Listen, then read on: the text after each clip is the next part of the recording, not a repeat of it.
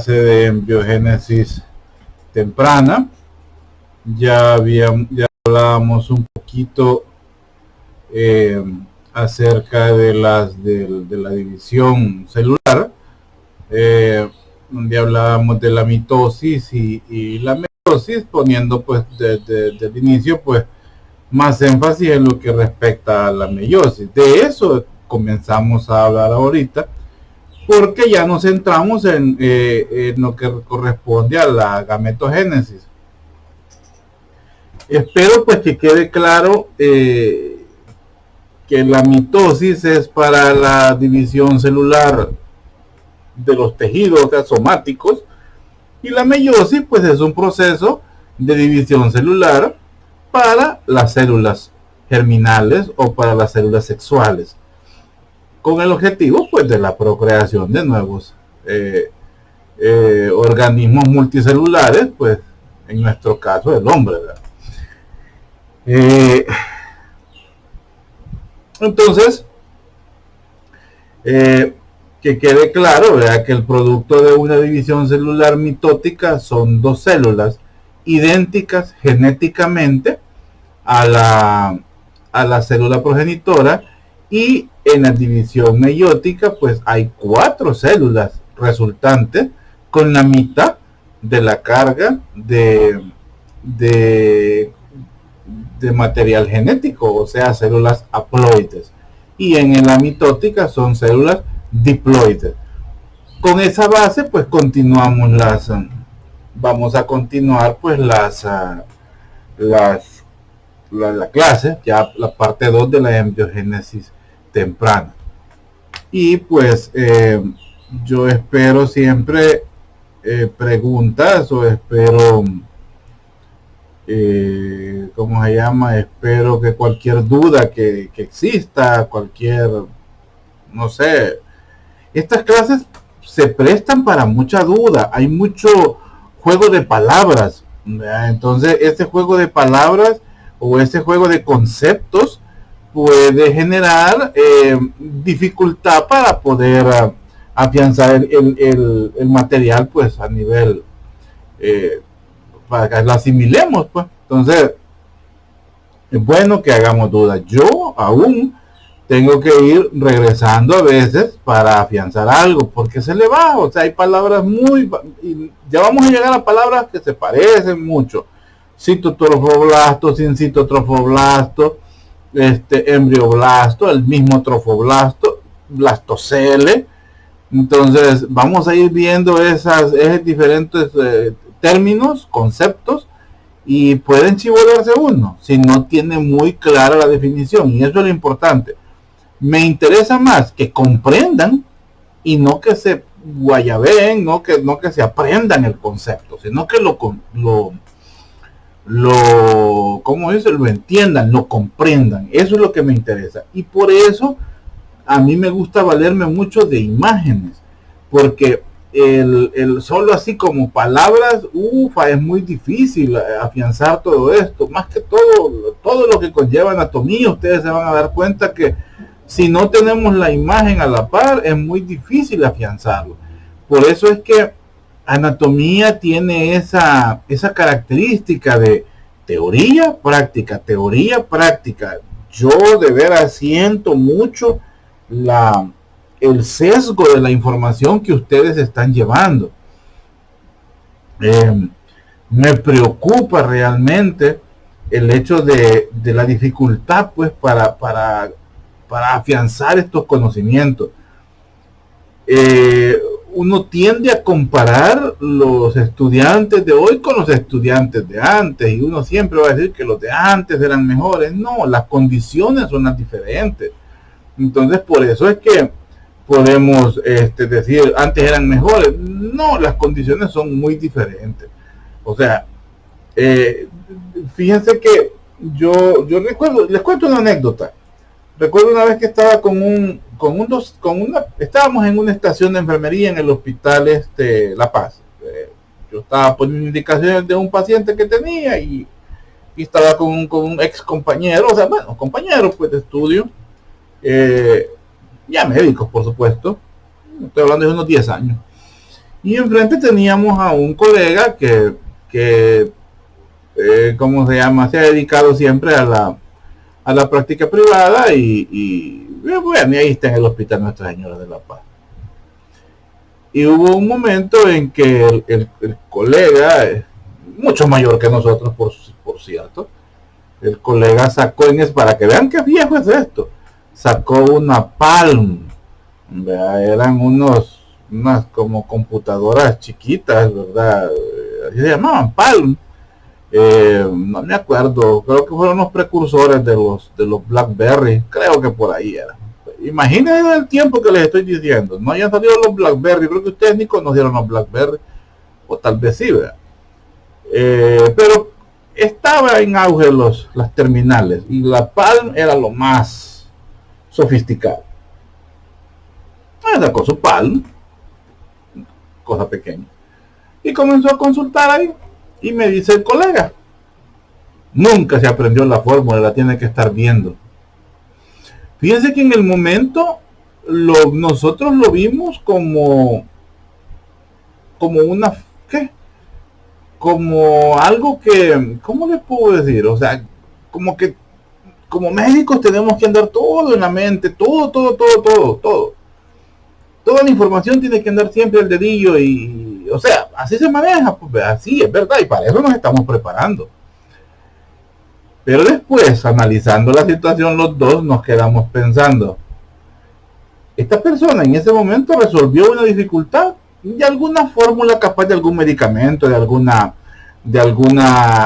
corrección de electrolitos, por ejemplo, para un paciente, o tal vez ajustar la dosis de un antibiótico para un paciente renal. Son cosas que comúnmente en la práctica pues nos toca hacerlo. Tenemos un paciente renal, un paciente con una insuficiencia renal, no le podemos poner la dosis normal de, por ejemplo, de ceftriaxona, un gramo diario, un gramo cada 12 horas o 2 gramos al día, por ejemplo. No se lo podemos poner, tenemos que hacerlo en base a la depuración de creatinina o a la cantidad de creatinina que tiene en sangre este paciente. O tenemos que hacer una corrección de electrolitos, tiene muy bajo el potasio, le tenemos que calcular la cantidad de electrolitos necesarios y poderlo distribuir en 24 horas, y para lo cual necesitamos una bomba de infusión continua y hay que programarla, y esas indicaciones las tiene que dar uno. Y si no me acuerdo en ese momento, y si no tengo ni idea de lo que debo hacer en ese momento, y nos quedamos pensando, esta persona con ese artilugio tecnológico resolvió esa situación. ¿Qué nos hubiera tocado a nosotros en ese momento? No estábamos como estamos ahorita, con teléfonos con acceso al internet así instantáneo. Estoy hablando de ese tiempo, ¿no? Esta persona demostró ser más efectiva con ese aparato, aunque nosotros lo criticáramos que no se acordaba de las cosas, que tal vez nosotros queriendo resolverlo y no nos íbamos a acordar, porque es difícil afianzar tanta información en el cerebro, y eso estamos conscientes todos, y esa es la utilidad que le debemos de dar a la tecnología, poder tener acceso a la información. Entonces cualquiera va a decir, si podemos andar todo en el teléfono, no nos ocupamos leer tanto. El detalle está que hay que saber qué es lo que va a resolver, tiene que saber dónde buscar. Y eso es una parte de lo que estamos haciendo ahorita. Si ustedes en su vida nunca han oído, por ejemplo, que tenemos un músculo ancóneo, ¿verdad? Y que hasta está desapareciendo en algunas personas, y solo oyen el nombre de anconio y no tienen ni idea, ¿cómo lo resolverían? ¿Dónde irían a buscar esa información? Por ponerles un ejemplo. Ya no digamos con la gama de problemas médicos, llámense enfermedades, llámense síndromes, llámense cuadros clínicos, llámense lo que sea, que hoy en día existen. Hoy en día, pues, los problemas psiquiátricos, los problemas psicológicos han aumentado. Y hoy con esta pandemia han sido peores. y los abordajes cambian por completo. Entonces, si uno tiene una base, eso le va a servir para resolver los problemas. Pero si no nos aplicamos para estudiar, ni siquiera vamos a saber qué es lo que hay que ir a buscar. Entonces, la práctica médica también va evolucionando. A eso quiero llegar.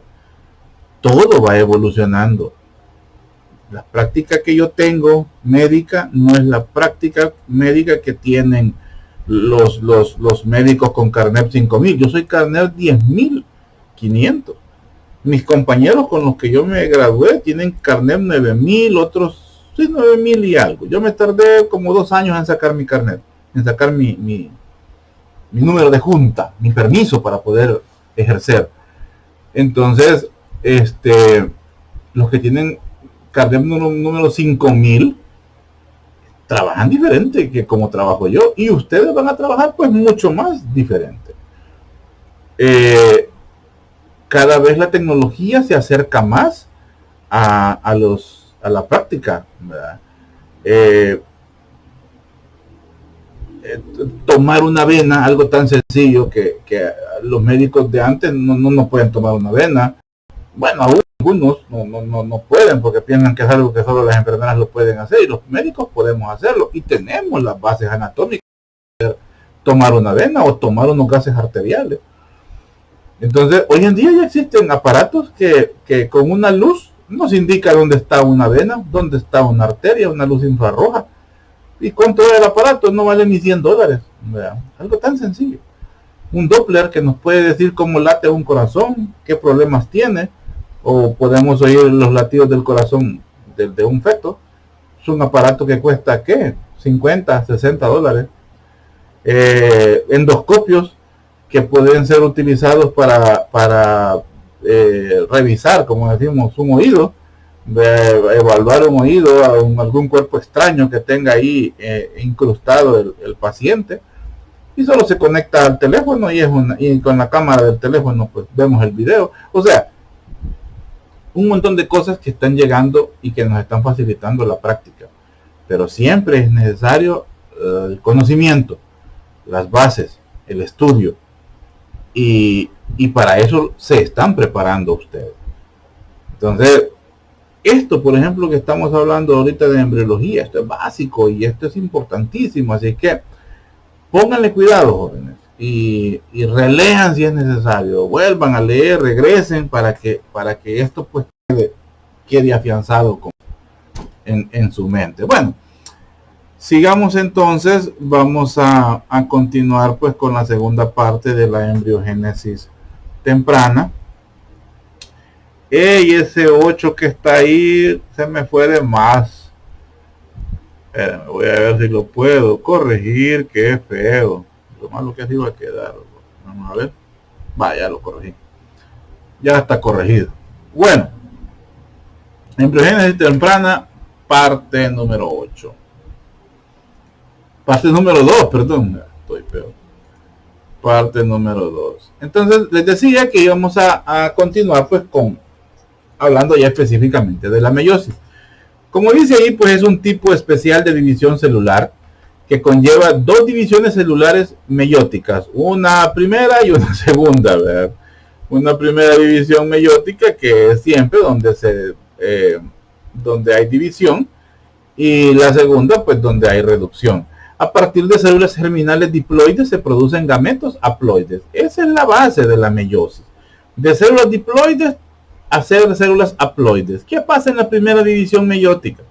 La primera división meiótica es una división de reducción, dado que el número de cromosomas disminuye desde la cifra diploide hasta la haploide, a través de un proceso de emparejamiento de los cromosomas homólogos en la primera etapa de la meiosis.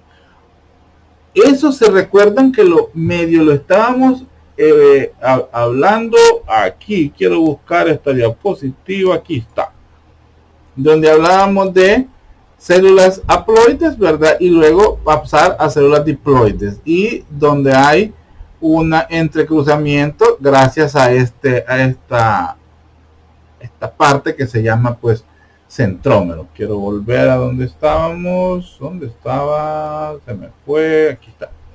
Entonces, donde dice que hay un entrecruzamiento, hay un emparejamiento, y es esa unión que se da pues entre las células gracias al centrómero. Cromosomas homólogos, dice, a través del proceso de emparejamiento de los cromosomas homólogos en la primera etapa de la homólogos, o sea, iguales. Los cromosomas X y Y no son homólogos, ojo con eso, esos no son homólogos, X y Y no. X y XY, sí, Y y Y también, ¿verdad? Pero va. Entonces dice que, pero presentan segmentos homólogos en los extremos de sus brazos cortos, o sea, los segmentos homólogos en los extremos de los brazos cortos, que son los superiores, pues ahí hay segmentos que sí son homólogos. Y pues a través de esas regiones, pues se pueden emparejar. Hacia el final de la primera división meiótica, cada una de las... Esto ya lo voy a presentar en una diapositiva. Aquí estoy tirando como digamos la teoría. Cada una de las nuevas células formadas, o sea, el ovocito secundario, muestra un número haploide de cromosomas. Es decir, un número de cromosomas que es la mitad del que poseía la célula original. Hemos sacado 2 células de esa primera, donde hubo una reducción a 23, ¿verdad? Y donde se emparejan los cromosomas homólogos. En la segunda división meiótica se produce tras la primera, sin que exista entre ambas una interfase. ¿Se acuerdan que cuando veíamos en la primera diapositiva y veíamos la división celular, hablábamos de una interfase que es este periodo, ¿verdad? De la interfase, perdón, esta es. Aquí todo este periodo es la interfase. Todo este es un periodo. G1, la fase de duplicación genética, y G2. Todo esto se llama interfase. Pero en la meiosis, volvemos otra vez, en la meiosis eso no existe. Como dice aquí, sin que exista entre ambas una interfase. O sea que es inmediatamente, continúa. Es decir, sin un paso intermedio de replicación del ADN, como pasa en la división celular a nivel de células somáticas. Cada cromosoma con 2 cromátidas se divide. Por tanto, se mantiene el número haploide de cromosomas, o sea, 23 a cada lado, y cada célula hija procedente de la meiosis posee este número haploide reducido de cromosomas, con un representante de cada pareja original de cromosomas. Ahora cromosomas con una cromátide única. O sea, en la primera división meiótica hay una reducción y el resultante son 2 células haploides con 23 cromosomas cada una de ellas, provenientes de una célula diploide. Estas células haploides hacen un entrecruzamiento. Estas cromátides, las barritas se llaman cromátides. Estas pues se entrecruzan, y luego de este entrecruzamiento hay también una segunda división, y se generan entonces otras 2 células haploides de la primera célula haploide generada de la primera división meiótica.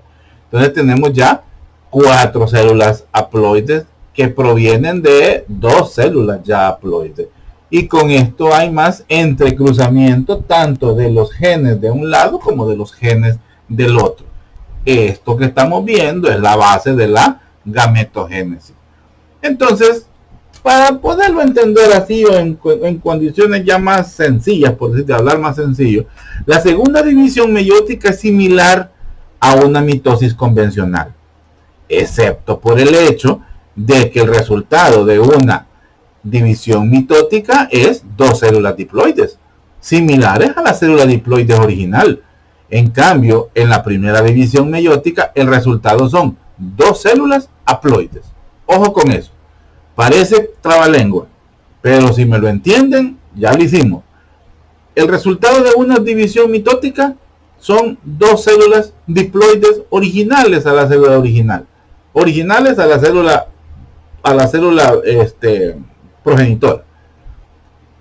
Una división, una primera división meiótica es similar a la mitosis. La diferencia es que el resultado no van a ser dos células diploides, van a ser dos células haploides, es decir, con la mitad de la información genética de la célula progenitora. La meiosis, ¿qué permite? Permite pues mantener la constancia en el número de cromosomas generación tras generación, porque al irlo reduciendo de diploides a haploides, nos va generando gametos haploides, o sea, células sexuales con la mitad de la información genética del padre o de la madre, ¿verdad? Primero. ¿Qué nos permite también? La mezcla aleatoria de cromosomas maternos y paternos entre los gametos. Cuando los gametos se fusionan, vea, la fusión ya a nivel, después de una relación sexual, tanto el espermatozoide con la mitad de la información genética del padre y la otra mitad genética de la madre, pues nos van a dar un ser con características tanto maternas como paternas.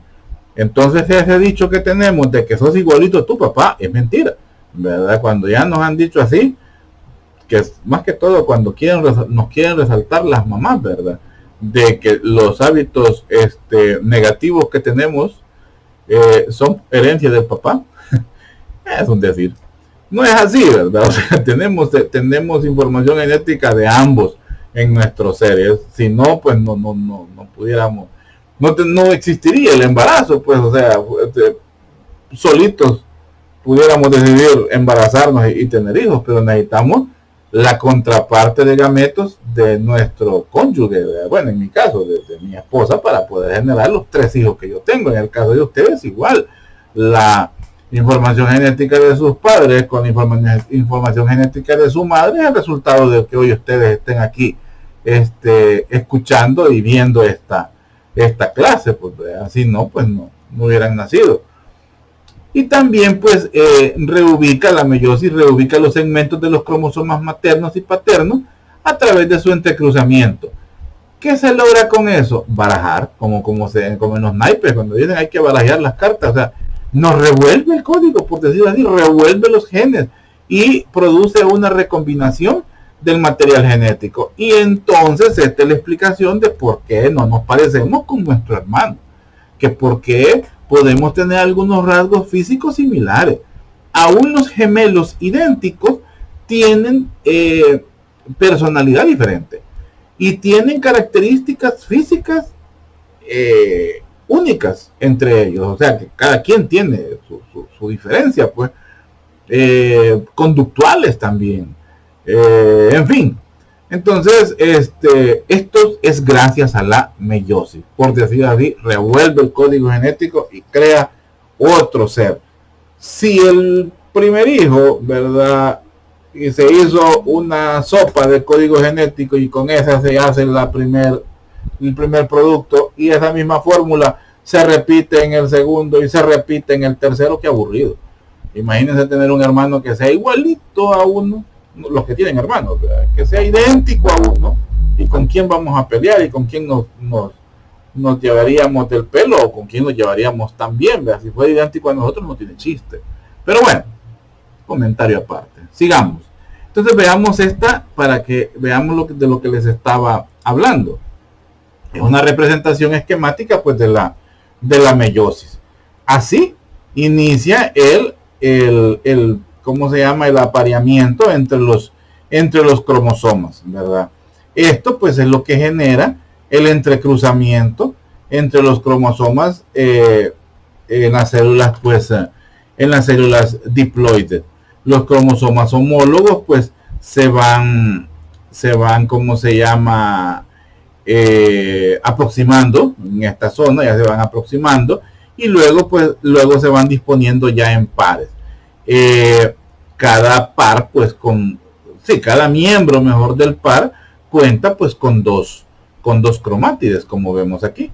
Este es un par, entonces vemos que ellos ya tienen pues 2 cromátides y se entrecruzan por las zonas que son consideradas pues como homólogas, están pues unidos íntimamente. Estos en pares pues comienzan a intercambiar fragmentos de sus cromátides, a eso realmente a lo que se le llama entrecruzamiento. A esta zona específica se le llama quiasma. La zona de entrecruzamiento entre las cromátides, entre los cromosomas, a nivel de la meiosis se le llama quiasma. Y ojo con esa palabra que la vamos a ver más adelante también en macroanatomía, el quiasma óptico. Bueno, las estructuras ya dobles, ¿verdad? Como podemos ir viendo aquí, se comienzan pues a separar, comienzan a tener pues una división, comienzan ya en una etapa pues que se llama la anafase. Estas etapas de la división, tanto mitótica y meiótica, que no voy a entrar en detalle de eso porque eso sí es biología pura, que es la anafase, primero es la profase, la metafase, la anafase y la telofase. Hay una mnemotécnica, prometo Ana telefonearte, ¿verdad? Profase, prometo, no, profase, prometo metafase, Ana, anafase, telefonearte, telofase, prometo Ana telefonearse. Entonces, en esta primera pues ya comienza la división ya meiótica propiamente dicha, vea, es la primera división meiótica donde se separan y ya no son células diploides, todavía aquí son células diploides, todo esto es célula diploide, pero aquí ya comienza a hacerse haploides, o sea, son diploides porque están dentro todavía, pero ya están separados, aquí hay separados y llevan información tanto de los genes de un lado como los genes del otro lado. Entonces, durante ya la segunda división meiótica que ya se da en esta zona, que es el resultado, dos células haploides con 23 cromosomas, cada una de ellas, ¿verdad? Como vemos aquí, viene la segunda división y esta nos da el origen, pues, de las células haploides, 4 células haploides, que se generan de estas primeras 2 células haploides. Entonces, la separación, pues, la separación de ella comienza, pues, o se da, mejor dicho, en el centrómero, específicamente aquí. Entonces, es donde se separan y nos dan esta por un lado y esta por el otro lado. Como vemos, lleva información de ambos, ¿verdad? Como vemos aquí. Lleva información de ambos. ¿Cómo se llama? Pero lo importante es que no se parecen entre sí. Para nada se parecen entre sí. El brazo largo, por ejemplo, aquí es el azul. La zona más corta es el rojo. Aquí es lo contrario. Este es completamente rojo, este es completamente azul. Todo esto es para que lo comprendamos. No es que así se ven, sino que aquí la diferencia ya a nivel estructural de estas cromátidas es la secuencia de los aminoácidos que conforman estas cadenas de DNA. Yo entonces espero, como les digo, esto más que todo es la base para comprender lo que viene. Eso es lo que me interesa realmente, que esto es la base, que lo comprendan. Ahora bien, se pueden dar alteraciones, o sea, se pueden dar gametogénesis anómalas. Por ejemplo, estos procesos de disyunción, ¿verdad? Estos procesos donde se separa, los procesos de disyunción pueden dar alteraciones o pueden dar condiciones para que haya alteraciones cromosómicas. Esas alteraciones cromosómicas pues son inviables, o sea, no son compatibles con la vida. Si en la fecundación participan gametos que tienen alterado el número de cromosomas, pues va a haber un desarrollo normal, como por ejemplo lo que ocurre con los niños con síndrome de Down, o en la mayor parte de las veces no llega a la viabilidad, o sea, no nace, se muere antes un aborto o un aborto pretérmino, o niños que llegan a terminar su tiempo gestacional y nacen con alguna malformación que no les permite pues sobrevivir y mueren en la etapa lactante, o sea, antes de los 28 días del nacimiento. Sigamos. Entonces, hablemos sobre la espermatogénesis. La espermatogénesis es la secuencia de acontecimientos a través de la cual los espermatozoides, las espermatogonias, se transforman en espermatozoides. ¿Se recuerdan que les dije que los óvulos, aún en la etapa fetal, se llaman ovogonias, pero ya para nacer se transforman en ovocitos? En el hombre, como los espermatozoides se comienzan a producir, aquí sí podemos ver las espermatogonias. Estas espermatogonias pues se transforman en espermatozoides maduros. Esto se inicia con la pubertad y se regula mediante la señalización por testosterona, la hormona masculina, a través de receptores androgénicos existentes en las células de Sertoli. Las células de Sertoli son células propias del testículo, de donde se produce pues del testículo, donde se produce la espermatogénesis. Las espermatogonias permanecen en una situación latente en los túbulos seminíferos. Estos túbulos seminíferos son propios del testículo durante los periodos fetal y postnatal. Después, su número aumenta durante la pubertad. Ojo con eso, o sea, nacemos con espermatogonias, pero espermatozoides es en la pubertad. Tras varias divisiones mitóticas, las espermatogonias crecen y experimentan modificaciones y se transforman en espermatocitos primarios, que son las células germinales de mayor tamaño existente en los túbulos seminíferos de los testículos. Y después de ella, o sea, después de la primera división meiótica, serán ya espermatozoides secundarios. O sea que el inicio de ellos, como células todavía diploides, son después de divisiones mitóticas, ¿verdad? Pero cuando ya hay maduración, o sea, cuando ya llega a la pubertad, comienza a producirse lo que se conocen como los espermatocitos. Después, pues experimentan una segunda división meiótica para formar 4 espermátidas haploides. Lo que veíamos que viene o que se genera en la segunda división meiótica. Y entonces vamos a tener el resultado de 4 células haploides, por supuesto de menor tamaño, que son pues las espermátidas.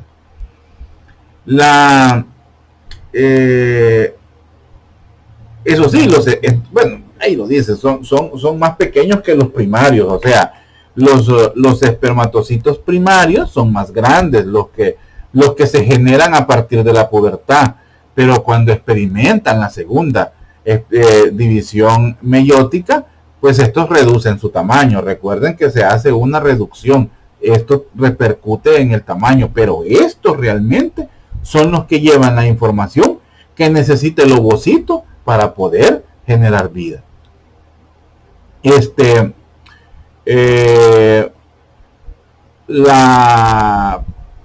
El proceso completo, digamos, incluida pues la espermiogénesis, tarda aproximadamente 2 meses, más o menos eso se tarda. Pero veamos esto, la espermiogénesis, ¿cómo se llama? Que es el origen ya de los espermatocitos, ¿verdad? Porque la espermatogénesis es lo que pasa cuando el desarrollo fetal, las espermatogonias pasan a ser espermatocitos, pues eso es la espermatogénesis. Pero ya la espermiogénesis cuando genera pues las 4 células haploides, o sea, las que ya tienen la capacidad pues de dar vida, o sea, los espermatocitos que realmente se van a expulsar en el esperma. Esa es la espermiogénesis. La espermatogénesis es el mecanismo encargado de la producción de espermatozoides en la gametogénesis en el hombre. Este proceso de la espermatogénesis se produce pues en las gónadas, o sea, en los testículos. Cuando decimos gónadas, nos referimos a testículos en el hombre, ovarios en la mujer. La arteria, por ejemplo, que es rama de la arteria aorta abdominal, tiene una rama directa que se llama arterias gonadales, porque es bien tedioso decir arteria ovárica, arteria testicular. Entonces, en general, arterias gonadales, aunque ya cuando estamos estudiando, por ejemplo, reproductores masculinos, reproductores femeninos, pues sí le damos el nombre cabal, ¿verdad? Arteria ovárica o arteria testicular. Pero cuando decimos gónadas nos referimos a testículos y ovarios. El proceso pues de la espermatogénesis se da pues a nivel de las gónadas. La espermatogénesis tiene una duración aproximada de 62 a 75 días en los hombres y se extiende desde la adolescencia y durante toda la vida del varón. O sea que tenemos producción de células germinales, o sea, de espermatozoides primarios siempre, ¿verdad? Y perdura, pues como dice ahí, durante toda la vida del varón. Entonces, si ustedes tienen un abuelito por ahí, ve un abuelito pícaro que está pegando cipotes allá por los 70, 80 años y tiene un montón de cipotes por ahí chiquitillos, ¿verdad? Pueden ser de él, pueden ser de él. En la espermatogénesis pues se reduce el citoplasma, además en el proceso el núcleo pues se alarga y queda situado pues en la cabeza del espermatozoide. Ahí está el núcleo como célula, o sea, el espermatozoide es una célula. El núcleo pues ya lo tiene en la cabeza. Las mitocondrias pasan a situarse en el cuello y los centríolos forman una especie de cola, que es lo que lo impulsa. Las mitocondrias son la batería, esa es la que necesita el ATP y es la que le da pues la motilidad al espermatozoide. En sí ya la espermiogénesis, esta se da aproximadamente en mejor dicho, no, espérenme, ya me iba a confundir, esta ya es cáscara.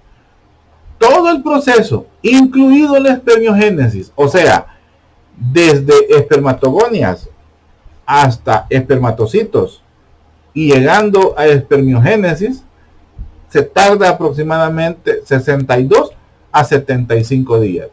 Digámoslo así como un poquito más cerrado, 2 meses aproximadamente. Cuando la espermiogénesis se completó, o sea, ya tenemos los espermatozoides secundarios, los espermatozoides haploides, ¿verdad? Ya listos. Estos espermatozoides entran en la luz de los túbulos seminíferos y van a ir en dirección a ser guardados en las glándulas que tenemos en los testículos, ¿verdad? Donde ellos pues se guardan, donde ellos están almacenados. Esa zona pues es el epidídimo. Ya vamos a hablar de ello. Sigamos. Cuando hablábamos de las células de Sertoli, ¿verdad?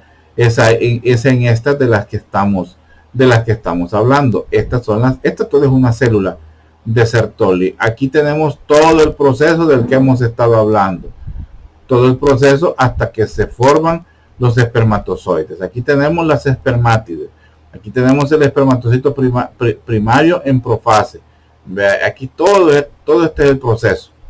Aquí estamos en la división de la espermatogonia y hasta que termina en los espermatozoides. Y ya los espermatozoides pues entran en el túbulo seminífero, que van a ir en dirección ya a guardarse al interior pues del epidídimo.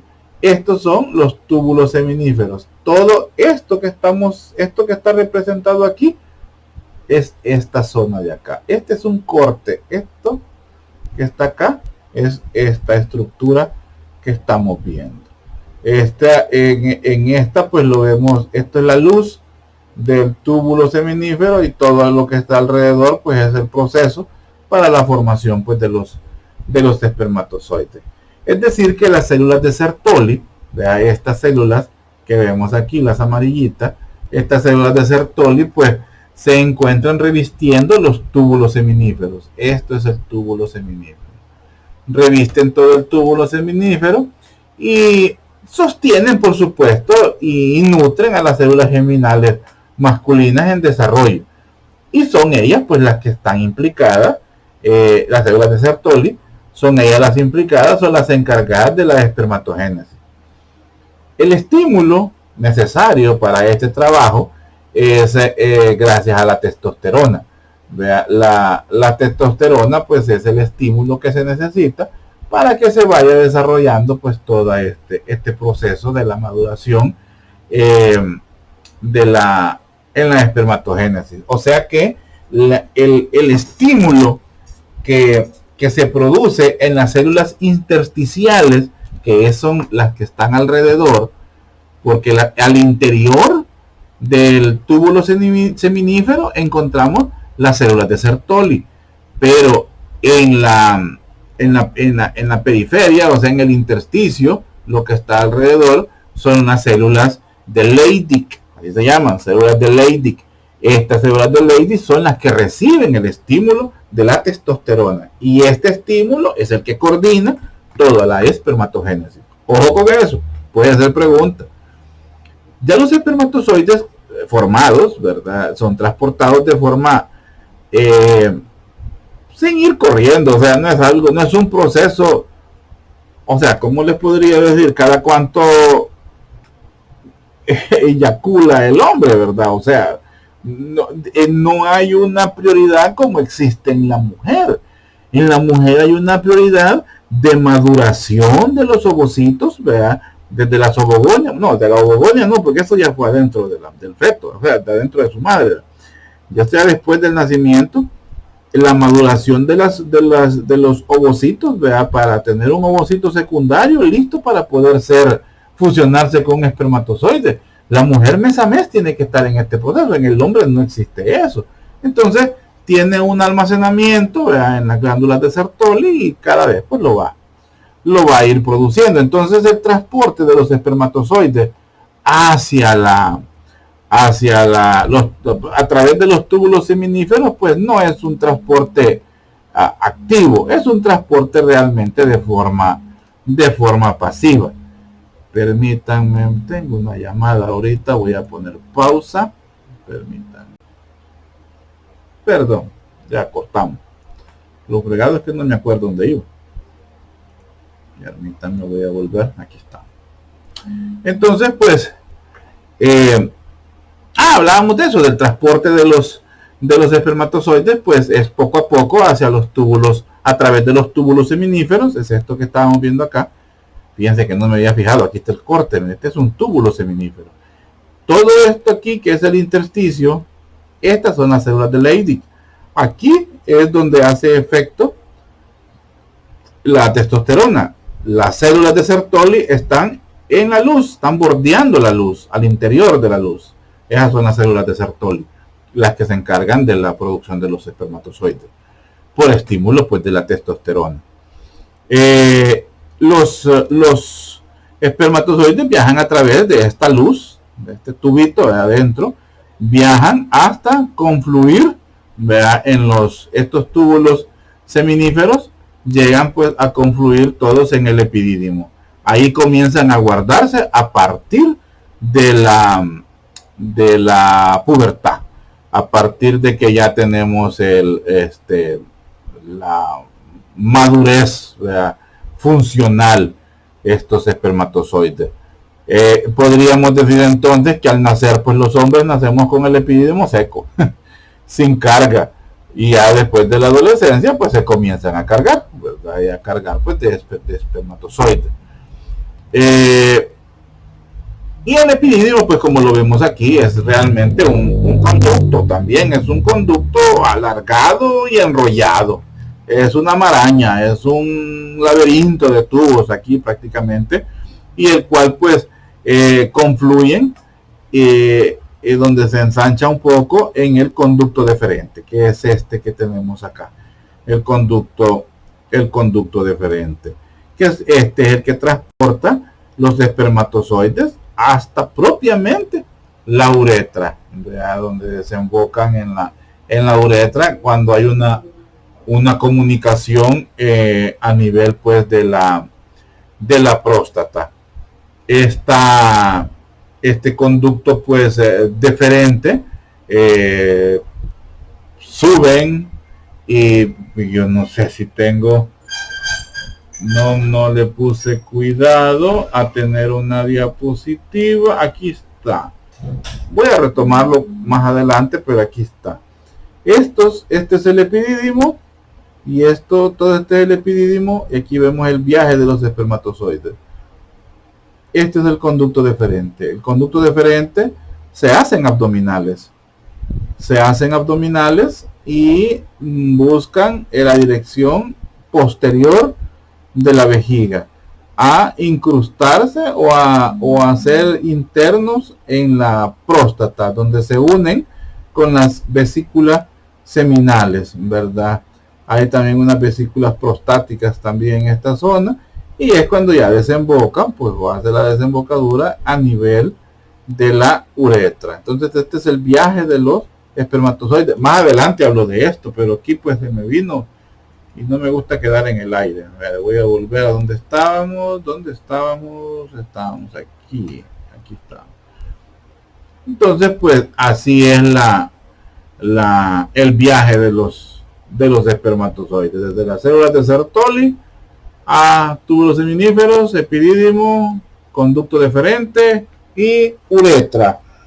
Este conducto deferente es al que a los hombres que deciden, a los hombres valientes, porque realmente es de valientes, hacerse la vasectomía. O sea, hombres que ponen prioridad pues a ya no tener hijos y deciden hacerse la vasectomía, un procedimiento pues ambulatorio, procedimiento que no conlleva mayor cosa, se hace con anestesia local, se hace la sección, eso es un corte y cauterización pues del conducto deferente, y ya no existe pues el viaje de los espermatozoides hacia las glándulas seminales o hacia la uretra. No tiene nada que ver con la hombría, no tiene que ver con ¿cómo se llama? Con la libido, con el deseo sexual, eso no cambia. No tiene nada que ver, porque el deseo y todo eso, pues eso es a nivel de la mente, es a nivel límbico, todos esos estímulos, y no tienen nada que ver en ese sentido, pues los testículos. Ni tampoco se va a engordar como le pasa a los chuchos, ¿verdad? No, tampoco. Ni causa ningún problema realmente. Lo único pues es que ya las balas son de salva, ya no está cargada, ya esa arma ya no está cargada, ya las balas ya son de salva, o sea, de mentira. Siempre hay producción de esperma en iguales cantidades, el esperma siempre se sigue produciendo, y la eyaculación es normal, la relación es normal, no tiene alteración en producir, por ejemplo, ¿cómo se llama esta? Una eyaculación precoz, o que tarde la eyaculación. No cambia absolutamente en nada. Lo único pues que ya no expulsa espermatozoides en esas eyaculaciones. Los espermatozoides, pues estos temas a veces están un poco dejados, como decimos, en el aire. ¿Qué pasa con los espermatozoides en un paciente que tiene esterilización, o mejor dicho, vasectomía? ¿O qué pasa con los óvulos en las pacientes que se les ha hecho esterilización tubárica? ¿Vea? Entonces, la posición es pues que si ya no se usan, la producción pues disminuye. Siempre se producen, pero son reabsorbidos, ¿verdad? Son reabsorbidos por nuestro cuerpo. Nuestro cuerpo tiene la capacidad pues de reciclar todo el material genético y todo el material orgánico que es viable, por supuesto. Ya lo que se convierte en pus o infección, eso no se reabsorbe. Pero todo lo demás se reabsorbe, ¿verdad? Tal cual pasa, por ejemplo, con la saliva, lo que pasa con la bilis, que no se necesita, por ejemplo. Entonces, recordémonos que estos son procesos que necesitan un estímulo, y los estímulos son generados a nivel del sistema nervioso simpático o parasimpático, los cuales coordinan la necesidad o la no necesidad de ciertas sustancias que nuestro cuerpo requiere, ¿verdad? Por decir así. Entonces, pues, hablábamos que ellos se almacenan pues en el epidídimo, ¿verdad? Se almacenan en el epidídimo. Ya los espermatozoides maduros, para utilizar esta imagen, pues vemos que ellos tienen una motilidad o una movilidad muy activa, y esa motilidad es gracias a el segmento que es la cola, como vemos, ¿verdad? Parece como que fuera una cobra el espermatozoide, y la característica de ellos pues que tiene una cabeza, un cuello y por supuesto una cola. Eso es un espermatozoide. ¿Cómo se llama? El cuello, pues, ¿verdad? Fíjense que esto en las 3 literaturas que yo he consultado siempre lo dice. El cuello es la parte donde se hace la unión de la cabeza con la cola. Yo no necesito que me explicaran eso, pero bueno, es broma. La parte pues más voluminosa del espermatozoide, por supuesto, pues es la cabeza. Acordémonos que es el núcleo, es de la célula. El núcleo se ubica pues en la cabeza, y más órganos propios pues de una célula. Ya si hacemos 3 partes, por ejemplo, del espermatozoide, 1/3 es la cabeza y 2/3 es la cola, ¿verdad? También podemos decir que la cabeza pues del espermatozoide está cubierto por una corona que se llama acrosoma. Este acrosoma es como un sáculo, como un saco, mejor dicho, como lo vemos aquí. Tiene forma sacular, es un sáculo, ¿verdad? Y ¿cómo se llama? Él contiene varias enzimas necesarias para la fecundación, necesarias para la unión con el ovocito. O sea, es una carga que lleva ahí, una carga enzimática, las cuales pues más adelante vamos a ver que el ovocito tiene partes como una corona radiada, vamos a ver que tiene una zona pelúcida. Entonces estas enzimas le permiten al espermatozoide penetrar, le permite atravesar las paredes o esas partes de protección que tiene el ovocito, y poder pues tener acceso hacia el interior y tener entrecruzamiento entre los materiales genéticos de ambas células, para que pues se dé pues, por supuesto la fecundación. Ahora, la cola, ¿verdad? del espermatozoide se divide en segmentos. Decimos pues que tiene ¿cómo se llama? Un segmento intermedio, un segmento principal y un segmento terminal. Este es el segmento intermedio, este es el segmento principal y por supuesto el segmento terminal de la cola del espermatozoide. La cola principalmente pues es la motilidad, el impulso, tal cual vemos los movimientos rectilíneos de los reptiles, de las culebras, ¿verdad? Así pues actúa también la cola del espermatozoide, le sirve para impulsarse. Esa es la función, y por ende pues la movilidad, el desplazamiento. El segmento intermedio de la cola pues contiene lo que se conocen como las mitocondrias, esto que vemos acá, ¿sabes? Donde se almacena pues la energía, se almacena en forma de ATP o de adenosín trifosfato, y ese es pues la energía que se requiere pues para la movilidad del espermatozoide. Hay muchos factores que están involucrados en la espermatogénesis.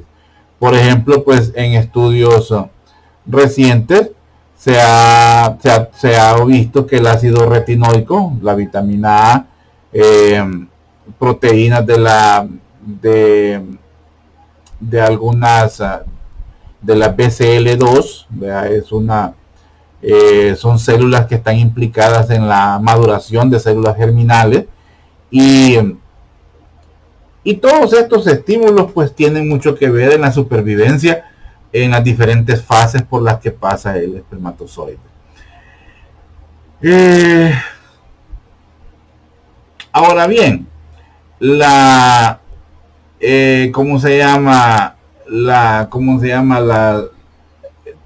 estas características del espermatozoide deben mantenerse, o sea, bueno, alteraciones, mejor dicho, en las características del espermatozoide son las que le dan las condiciones de espermatozoides anómalos. Y por ende, pues va a ser secundario pues a una espermatogénesis anormal. Y por ende van a ser espermatozoides que no tienen capacidad de dar vida. Normalmente hay hasta un 10%, se considera normal, hasta un 10% de espermatozoides anormales en una muestra. Pero si ya la cantidad sube a 20, entonces ya estamos viendo que hay un problema de fertilidad por producción de espermatozoides anómalos. Y eso pues viene y conlleva pues a que el hombre pues no pueda engendrar hijos. La prueba es una prueba muy sencilla realmente. Al paciente se le pide que se masturbe, así. Se le pide que se masturbe, que eyacule en un frasco y se toman muestras y se ven al microscopio. En el microscopio pues hacen mediciones por campo y ahí se ve pues cuánto es el porcentaje, se cuentan todos los espermatozoides habidos y por haber en ese campo y se cuentan cuáles son los anómalos. El porcentaje, ese es el dato que nos interesa cuando hacemos una prueba de espermatogénesis, de espermatozoides, una prueba de fertilidad. También pues otras pruebas son las pruebas de concentraciones de testosterona a nivel pues sanguíneo. Es otra situación porque pudiera ser que el paciente genere espermatozoides óptimos pero no tiene el estímulo que es la testosterona en las células de Leydig. Entonces le damos terapia exógena, o sea, le damos medicamentos tomados a base de testosterona y el paciente pues va a mejorar su producción de esperma. Pasemos entonces a la ovogénesis. La ovogénesis ya es la secuencia de acontecimientos pues por la cual aquí me salí donde llevo el control, aquí hoy ya. La ovogénesis es la secuencia de acontecimientos por la cual las ovogonias, son las células germinales primordiales a nivel intrauterino, se transforman en ovocitos maduros. La ovogénesis continúa hasta la menopausia, que es la fase en la que se produce la interrupción permanente del ciclo menstrual. Menopausia, 45, 48 años en adelante, por ahí está en la menopausia. O decimos que son mujeres en etapa perimenopáusica. Son etapas muy difíciles para las mujeres, ¿verdad? Conlleva no solo el cese pues de la producción de óvulos, ¿verdad? O de maduración de óvulos, también no solamente es que ya no menstrua, sino que hay cambios, hay síntomas que acompañan a esta condición o a esta etapa de la vida, que creo que más adelante lo vamos a mencionar. Entonces, pues decimos que la primera maduración, por medio de mitosis, las ovogonias proliferan y aumentan de tamaño y forman los ovocitos primarios. Esto pues antes del nacimiento. Esto es antes del nacimiento. Esa la primera maduración, que a través de mitosis pues aumentan de tamaño y se forman lo que conocemos ya como ovocitos o lo que vendrían a ser los ovarios, ¿verdad? Entonces, algo que es importante decir es que todas las ovogonias se desarrollan en ovocitos primarios antes del nacimiento. Ninguna ovogonia se desarrolla después del nacimiento. En los esquemas que se muestran del paso de células primordiales a ovocitos, nunca se dibujan las ovogonias, porque como ese proceso es intrauterino. Y vendríamos a decir pues que no tiene importancia porque eso es dentro del, o sea, antes de nacer, pues nosotros tomamos ya el proceso desde que ya son ovocitos primarios, o sea, que provienen de la primera maduración. Entonces, no es posible, aunque se pudiera dar que alguna paciente pues presente todavía restos de ovogonias a nivel de sus ovarios, pero eso podría conllevar alguna patología específica y eso pues viene a ser no normal.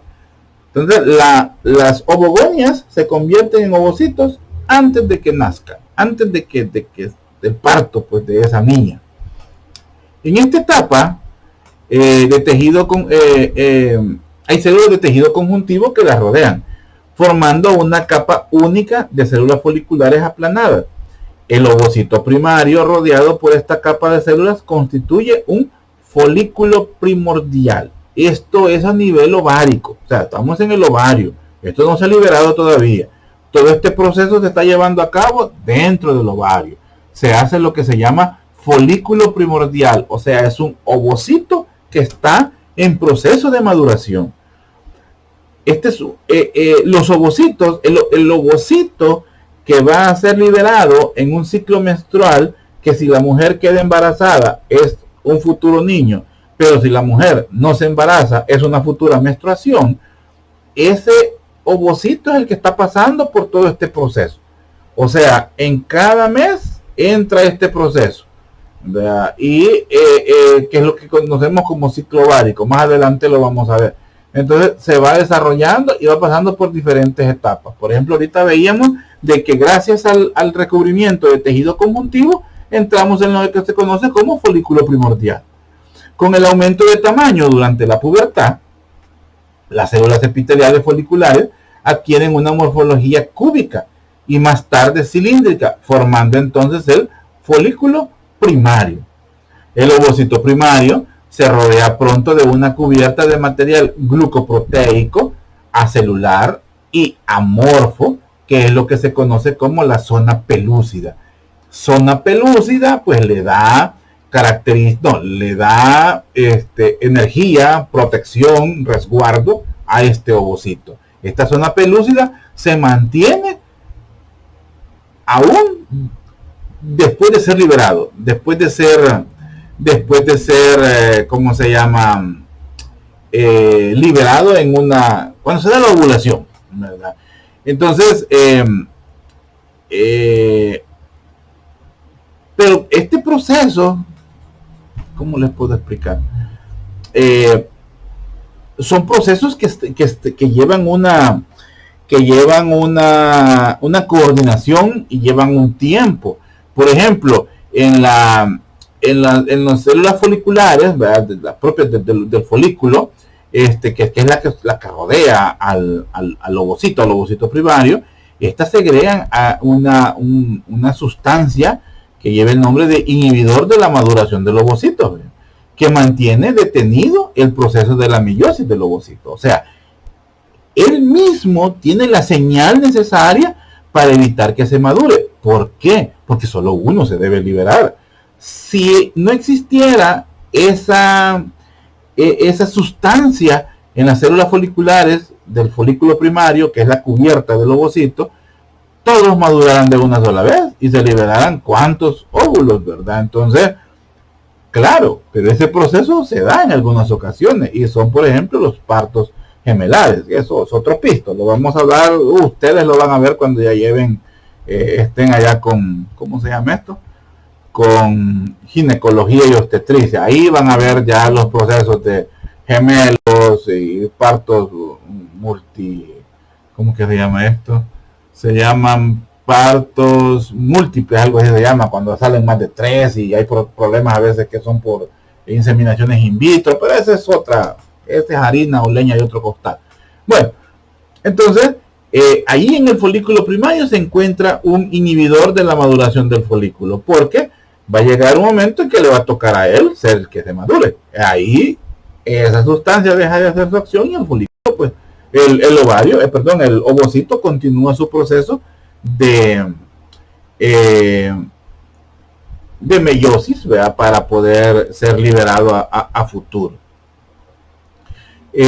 Los ovocitos primarios inician las primeras divisiones meióticas antes del nacimiento, pero la finalización de la profase no se produce hasta la adolescencia. Es decir, cuando la mujer comienza a menstruar, comienza a tener flujo menstrual, comienza a ver la regla. Entonces ahí es cuando se culmina la, ¿cómo se llama? Las primeras divisiones meióticas.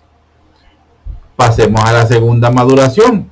A partir de la pubertad, cada mes madura generalmente un folículo y se produce la ovulación, que es la liberación de un ovocito desde el folículo ovárico. O sea, en el ovario hay una zona que se reblandece en el ovario, se hace una vesícula, es como que viéramos que se estira, así lo que una vesícula, por ejemplo, son las chibolitas que nos quedan cuando nos quemamos, quemadas grandes, ¿verdad? Las chibolitas son vesículas. Entonces, ese mismo, así igual se forma en la zona del ovario donde está el ovocito que se va a liberar. Para a veces entender cómo está esta situación de los ovocitos al interior del ovario, imagínense esa fruta que se llama granada. La granada, una roja, que venden en el súper, que es cara, por cierto, vale como, ¿qué? $3, una sola fruta, ¿verdad? Pero es muy buena y tiene muchas propiedades. Entonces, y ustedes la abren y ven un chibolero, pues así se ve un ovario, un chibolero ahí adentro, inmaduros por supuesto, pero en la zona donde está el ovocito que se va a liberar, o sea, el óvulo que se va a liberar, que va a ser el encargado de que o esta mujer quede embarazada o esta mujer pues tenga un periodo menstrual dentro de 14 a 15 días, se rompe esa vesícula y se libera el ovocito. Todo lo que queda ahí, el folículo y todo, pasa por otro proceso que ya lo vamos a ver más adelante.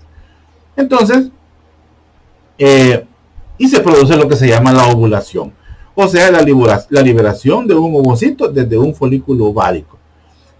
Ahora bien, si la paciente está usando anticonceptivos hormonales orales, por ejemplo, esto no sucede, no hay ovulación. Y la situación de que no haya ovulación es la que conlleva el montón de situaciones propias de las mujeres que utilizan pues los anticonceptivos orales, que se le mancha la piel, que el humor lo andan del carajo, que hay tendencia a ganar peso, en fin, un montón de retener líquidos, ¿no? Muchas cosas, pero eso pues no lo voy a hablar ahorita. Entonces pues debido a la larga duración de esa primera división meiótica, ¿verdad? Imagínense un ovocito que ya estaba listo para madurarse a partir de los 12 años, y ese ovocito que se va a liberar en el X mes de la paciente que tiene 45 años, y posiblemente ese ovocito se va a fecundar, ¿verdad? Y es el primer embarazo.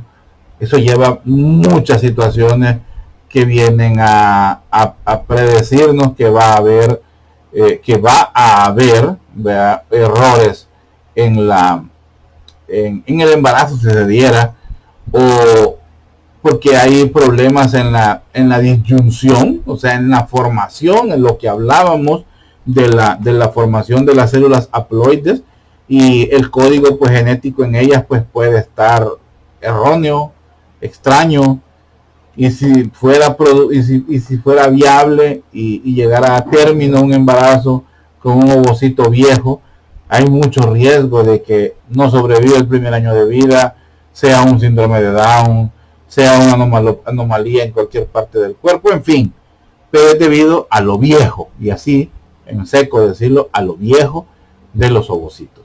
Entonces, para la mujer es crítico esta situación.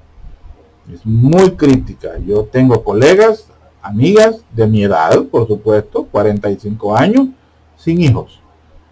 Y ya no hay esperanza, ¿verdad? Y ellas mismas dicen, a estas alturas, para tener perdonen la palabra, un mongolito, es una forma muy, muy estúpida de decir las cosas, pero pues sí, ni modo. Pero la verdad es un riesgo, y entonces no, ¿verdad? No es que ellos no valgan, son de los seres más cariñosos que existen e inteligentes dentro de sus limitaciones, ¿verdad? Y como decía alguien, es una bendición realmente tener uno de esos seres en la familia, porque son muy especiales, son especiales. Si alguno tiene un familiar, un amigo, o lo que sea, o conoce a alguien, sabe de lo que estoy hablando. Son seres especiales, temperamentales, eso sí, son muy temperamentales, pero son muy cariñosos, muy apegados, muy serviciales y muy amorosos.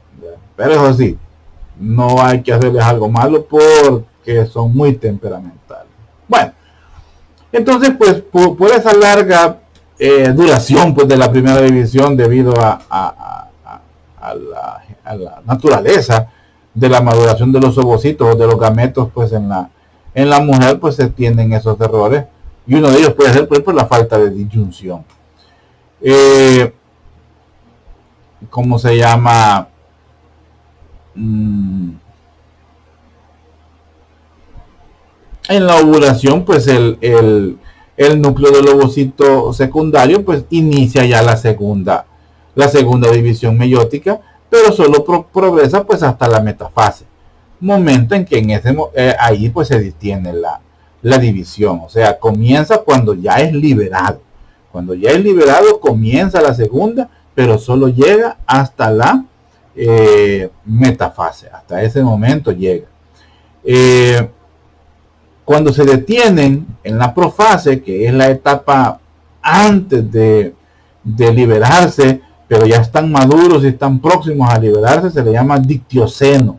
Así se le llama a esa etapa. Y en esa etapa también son muy vulnerables a agentes ambientales, como la radiación.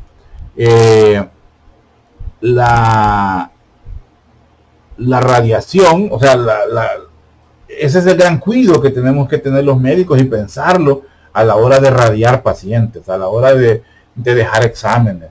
O sea, es contraproducente estar dejando exámenes a cada momento a una paciente en edad reproductiva, porque podemos estarle dañando sus ovocitos que están detenidos en la etapa de dictioceno, porque en ese momento son muy sensibles a la radiación, y la radiación puede causar alteraciones en el código genético. Entonces puede ser la causa de abortos, o puede ser la causa de niños con malformaciones, o pueden ser la causa de óbitos fetales. Todo este proceso se mantiene latente hasta la pubertad. Hasta ese momento se mantiene latente, así que cuidado con estar radiando. A medida se va madurando un folículo, pues el ovocito primario aumenta de tamaño, y antes de la evolución pues ha completado la primera división meiótica y genera pues el ovocito secundario, que este es el que se libera.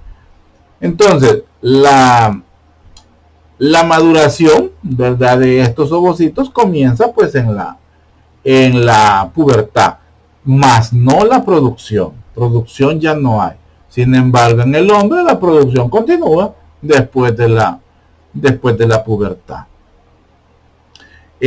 Si un espermatozoide se introduce en el ovocito secundario, entonces se completa la segunda división meiótica, que se quedó en la ¿cómo se llama?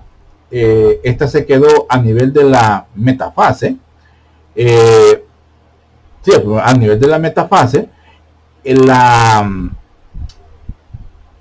maduración se completa cuando tiene contacto con el espermatozoide. Entonces, aquí tal vez para recapitular y no que quede tan confuso, la etapa en la que se detiene la maduración de los ovocitos desde el nacimiento hasta la pubertad, es la etapa de la segunda maduración meiótica, en la etapa de profase, que se llama dictioceno. Después de la liberación, los ovocitos siguen con la maduración y, o sea, se liberan, dejan de estar en la etapa de profase y entran siguen la maduración y llegan hasta la etapa de la metafase. Pero la maduración completa y la capacidad de fusionarse y entonces generar vida es gracias a que el espermatozoide tiene contacto con él. O sea que el último estímulo para que se complete la segunda maduración meiótica del ovocito es la fecundación, o sea, la penetración del espermatozoide con el ovocito. Y es cuando ya se forma una célula, que ya sabemos que es el cigoto, y ya el citoplasma pues aumenta, ¿cómo se llama? Y comienza pues el desarrollo completo de esas células resultantes, que en ese momento específico, en ese momento se llama corpúsculo polar, pero ya sabemos que se va a convertir pues en un cigoto. Ya me estoy poniendo ronco. En los ovarios de una niña pues recién nacida, podemos decir que tenemos aproximadamente 2 millones de ovocitos primarios al nacimiento. 2 millones de ovocitos primarios. Sin embargo, ya sabemos que la mayoría de ellos va pues a presentar regresiones, ¿verdad? Van a reabsorberse, por decir así, durante la niñez. De manera que en la adolescencia, o sea, cuando la chica ya comienza a tener flujo menstrual, pues entonces ya solo van a haber aproximadamente 40,000. Imagínense, de 2 millones se reduce hasta la quinta parte prácticamente. Y de ellos realmente solo unos 400 se van a convertir en ovocitos secundarios y son los que van a generar una ovulación durante el periodo reproductivo. Y la gran realidad, y más hoy en día, pocos o ninguno de estos ovocitos van a ser fecundados. Hoy en día vemos parejas jóvenes cuando su prioridad han cambiado. La prioridad, por ejemplo, en la edad de mis padres era tener hijos, tener casa, tener vehículo y darle estudio a los hijos. O sea, esa era la forma de pensar. En mi generación era tener hijos, tener casa, estudiar o prepararse, ¿verdad? Si es posible tener carro, y pues sí, la educación de los hijos. No había cambiado mucho. En la generación de ustedes, tal vez no tan de ustedes, la anterior a la de ustedes, que era después de la mía, y lo digo por ejemplos muy cercanos, familia mía, hermanos, donde sus prioridades es estudiar si hay ganas de prepararse, ¿verdad? Y si no, pues disfrutar la vida, viajar, conocer el mundo, ahorrar, pues no, ¿verdad? Vivir con los padres, en fin, las prioridades han cambiado y ya no es lo mismo. Entonces, lo que quiero llegar es que no oyeron tener hijos. O sea, no es una prioridad tener hijos. Los hijos se están viendo como un estorbo. Y en carreras como la de nosotros, así se ven los hijos. Como un estorbo, como una... O sea, para los que no lo tienen, ¿verdad? Los ven como un atraso para las aspiraciones. Nosotros, pues, con mi esposa, tenemos hijos porque, como decimos así, en buen salvadoreño, nos comimos la torta antes de la boda, ¿verdad? Y tuvimos pues que gracias a Dios nuestros padres pues nos apoyaron y nos unimos en matrimonio y con dificultades pues salimos adelante y hoy pues, como decimos, estamos contando el cuento. Eh, ya tenemos 3 hijos, nuestra hija mayor tiene 22 años, ya egresó de psicología y tengo 2 varones, uno de 14 y uno de 15 que ya están más grandes que mí. Es lógico que la especie pues se mejoró, ¿verdad? Entonces, eso es la realidad de nuestras generaciones, pero de las suyas cambia por completo. Entonces, por eso dice la literatura, esta literatura que estoy utilizando es actual, es la última de Lachmann, y habla de sí, pocos o ninguno de estos ovocitos son fecundados. Pues sí, pocos porque la mayor parte de familias están a 2 o 1, 2 o 1 hijo, ya 3 ya es lujo, ya 4 es super lujo y 12 ni se diga. Entonces, en nuestra realidad, yo tengo pacientes con 11 hijos, 12 hijos y todos vivos. Medio mundos algunos, pero todos tienen vida. Entonces, pero la realidad así es, va cambiando y es propio pues de las nuevas generaciones. Acuérdense pues que se habla mucho del control natal y bueno, algunos que se están diciendo que esto del COVID y todo eso pues nació para eliminar a todos los no productivos, los viejitos y los enfermos, ¿verdad? Así es que por eso es que cuiden a sus viejitos, cuiden a sus papás para que no se vayan a enfermar. Bueno, sigamos. Quiero ver cuánto llevo de tiempo ya. Llevo ahorita 1 hora 21. Vamos a ver. Y voy a pasar a los gametos específicamente. Bueno, voy a quedarme hasta aquí ahorita porque, para serles sincero, me estoy quedando afónico, ya me duele un poco el galillo, la garganta, y voy a tomar algo y voy a ver si puedo terminar hoy mismo. Pero es que estas clases así son, tienen mucha información y son muy largas y yo me extiendo, yo les cuento historias y ahí aquí pues mi esposa y mi hija me ven y me dicen que muchas pajas les da. No son pajas, son experiencias, yo sé que les van a servir. Bueno, nos vamos a quedar ahorita hasta acá para volver después para que hablemos sobre los gametos, ya hablando específicamente del ovocito, como pueden ver ustedes ahí en las próximas diapositivas. Ya hablaríamos del ovocito y de los espermatozoides, de características de ellos, y ya prácticamente casi aterrizando. Así como les decía, aún no hemos llegado a la primera semana, todavía no hemos llegado a eso, pero para ahí vamos, que nos quedamos hasta aquí. Cualquier duda pues nos seguimos viendo. Bye.